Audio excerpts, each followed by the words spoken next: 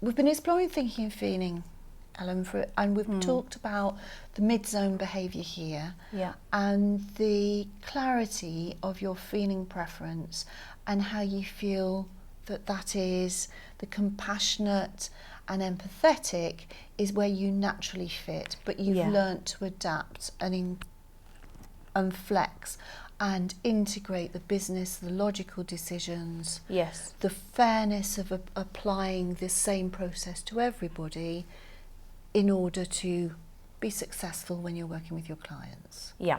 Okay. What I'd like to just explore with you, if that's okay, is you actually reported, as we said earlier on, thinking. So you came out as an ENTP, although your best fit is ENFP. And looking at the profile, can you see where that might have come from? Well, I'm, and as I said earlier, I'm quite surprised by it. But so obviously it's from the critical. That's pushed it over there, is it? Yes. Well, if we just think about the scoring system for step 2. Right. Step 1 is a bit like asking you, are you right-handed or left-handed? Yeah. So do I have a preference for my right hand or my left hand? Yeah. Then step 2 is asking you questions about how you use your hands. Yeah. So it might be which hand do you throw a ball with, which hand do you catch a ball with, which hand do you write with, which hand do you hold a fork in? Yeah. And for some things it might be very clear. I write with my right hand, I throw a ball with my right hand. But a fork is, it depends if I've got a knife and fork or a fork on its own. Yeah. And in that instance where it depends, it's on the mid-zone. Yes. But then there are some things that are out of preference, and you'd be going, no, I write with my left hand. Okay, that's a bit odd, that's a bit different. Somebody who's right-handed who writes with their left hand. And that's a bit like the critical here. Yeah. That it's a behaviour that you wouldn't necessarily associate with somebody with a feeling preference. And it's what makes you unique and different. Okay. Yep. Does that make sense? Yeah, no, it makes perfect sense, yeah. So does that analogy work for you in terms of the thinking and the feeling and understanding an outer preference score? Yes, no, it makes a lot of sense. Okay. Yeah. So what I was going to suggest we have a look at is you are clear about your best fit as ENFP, and you've reported ENTP. Yes. And there's nothing wrong with that. Yeah. Your reported type is like a snapshot of you at a particular point in time. Yeah. And just like a photograph, you can look at yourself and think, wow, that's me. I look good. And sometimes you can think, oh my God, what on earth was I doing in that photo? That doesn't look anything like me. Okay. So we're not going to look at, or we're not going to move the scores because that's how you've answered the questionnaire. And the scores are the scores reflective of you at that particular type. Yeah. But what's important is to just explore and clarify the best fit around ENFP. Yeah. Because the reported type came out as T17, so you come out as a moderate thinking preference. Right. So when you answered the questionnaire, it was fairly, it was fairly sure that the questions answered, the MBTI Step 1 questions, your preference was a T preference. Right. Okay. Does that surprise you at all? Yes, it does surprise me. It's not what I would naturally think. I mean, I would just presume I would come up as F feeling. Yeah. But obviously, the way I answered the questions pointed towards more thinking. Yeah, definitely surprises me. Is there anything going on in your work environment currently that might have caused you to answer the questions in a more T way? Well, I presume it's because I took on board the 360 feedback and I've been trying to think about things differently.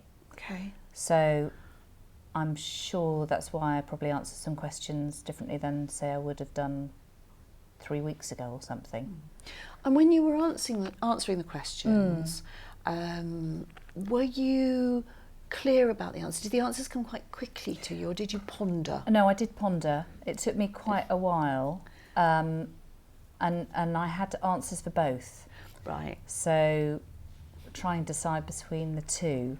Yeah. And then eventually I got there. No, I definitely pondered. Yeah. Maybe you pondered yourself into yeah, maybe I did. Yeah. I suppose you could change your mind, can't you, when you're going through it. You sort of think maybe your first instinctive answer is different from later on. So yeah. Okay.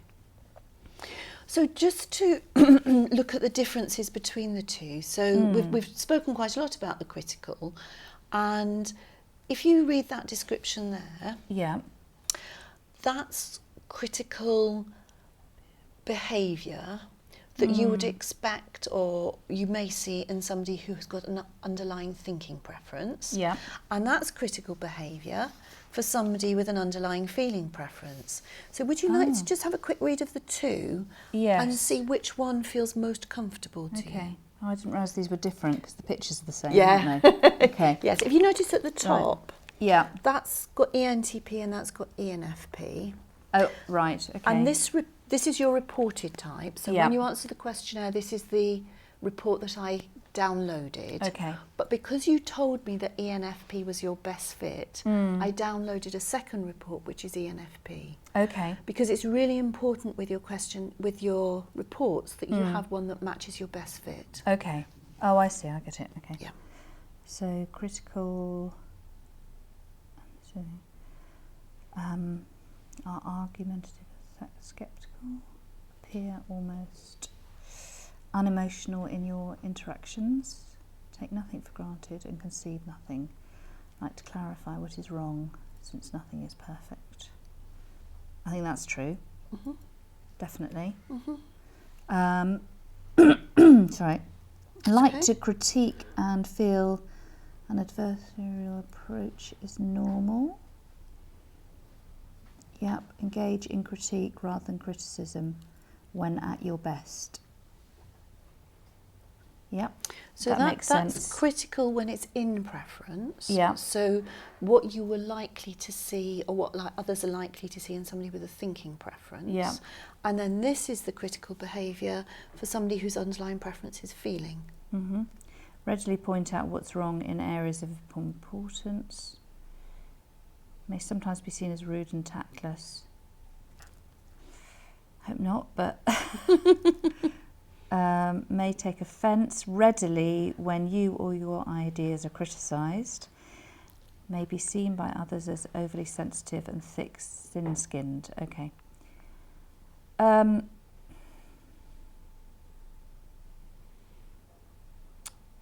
quite harsh. It does sound very harsh. And I hope it's not as severe as that. Yeah. If you notice your score is a 2. Yeah.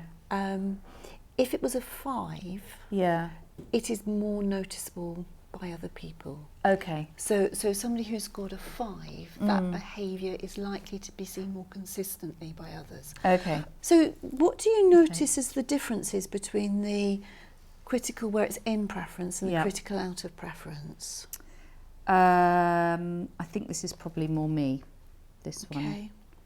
Although I'm slightly worried that I'm perceived as rude and tactless. It says may sometimes be seen as rude and tactless. Yeah, I mean, I can see that maybe that I could be perceived as that. I don't mean to be like that, but I could be perceived as that. In what situations might that come across? Because if I'm, I don't know, speaking my mind, if I think something is wrong ethically, for example, or if someone's saying something that might be upsetting somebody else, I think I would stand up and say something. Sure. So they could perceive that as rude and tactless. So pointing out what's wrong in areas of importance.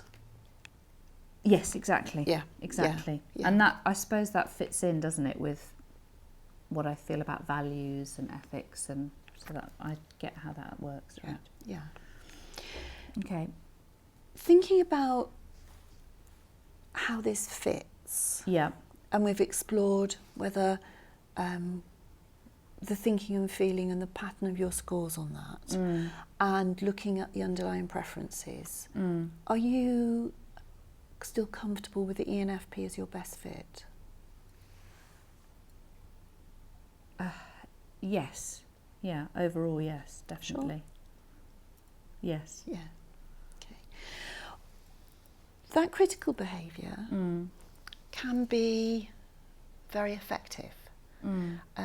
So if you're working within a team, and I know you've done team profiles and you've done team development about absolutely, MBTI. Can you remember what was the predominant team type in terms of TNF in your team? No. Don't worry. It's not. It's not a problem at all. So thinking about the critical. Yeah. So the behaviour that you would associate with that is somebody who can see what's wrong in a situation. Yeah. Can voice that. Yes. Can you see where you might use that productively or effectively with your feeling preference? Oh, I mean, definitely. I think it's going to help with the whole practical side of, say, if I'm planning an event or something. Yeah, definitely, I can see that. And I know that's an area that I fall down on. Yeah. So, yes, I can see that if I use that, that is going to help out. Okay. Because I know when we were reading that, I could see you wince at one point when you were reading it through. Well, it's hard stuff, isn't it, to take, to take that on board and think, is that how I come across? Is that the impact I have on people when I don't mean to be rude and tactless, but, that's how you can be perceived, isn't it? And it's taking that and saying, well, okay, how can you use it positively? Yeah, absolutely. Because it can be a real strength of somebody that can see what's wrong in a situation. In terms of giving developmental feedback, can you see how you could use your out of preference critical with your ENFP, how that might work? Absolutely. I mean, I think it's going to mean that, when I am giving feedback, that I'm more honest, maybe, more direct. Yep. And perhaps using the understanding how other people might feel, putting yourself in their shoes. Yes, definitely. In order to perhaps deliver it in a way that is acceptable to people. Yeah, no, that's very interesting. That definitely gives it an extra edge, doesn't it? Yeah. Yes. Great.